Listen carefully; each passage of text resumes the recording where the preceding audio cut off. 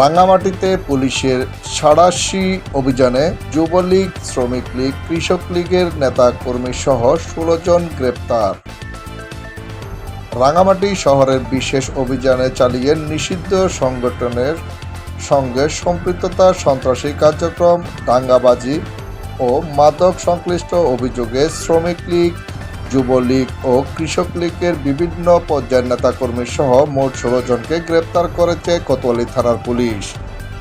রাঙামাটি পার্বত্য জেলা police super Abdur Rakib PPM এর নির্দেশনায় কোতোয়ালী থানার অফিসার ইনচার্জ মোহাম্মদ জসিমউদ্দিনের নেতৃত্বে থানা পুলিশের একাধিক অভিযানিক দল রাঙামাটি পৌরসভা বিভিন্ন এলাকায় এই অভিযান পরিচালনা করা হয়। অভিযান পরিচালনায় ১৬ জনকে গ্রেপ্তার করা হয়েছে। কোতোয়ালী থানার অফিসার ইনচার্জ মোহাম্মদ জসিমউদ্দিন জানিয়েছেন, গ্রেপ্তারকৃতদের বিরুদ্ধে বিদ্যমান আইন অনুযায়ী প্রয়োজনীয় ব্যবস্থা গ্রহণ করা হয়েছে। তাদেরকে আদালতের মাধ্যমে কারাগারে পাঠানোর প্রক্রিয়া চলছে। রাঙামাটি জেলার পুলিশের পক্ষ থেকে জানানো হয়েছে, জেলার আইন শৃঙ্খলা পরিস্থিতি স্বাভাবিক রাখতে সন্ত্রাস, নাশকতা, দাঙ্গাবাজি ও মাদক বিরোধী অভিযান অব্যাহত থাকবে এবং অপরাধীর বিরুদ্ধে কঠোর ব্যবস্থা গ্রহণ করা হবে।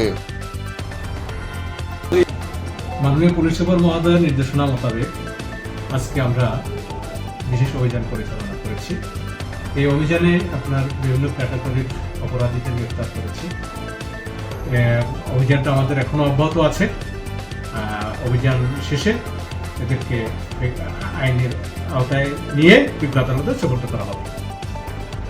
ফখরুল আলম সাজু, আনাজ বাংলা টিভি।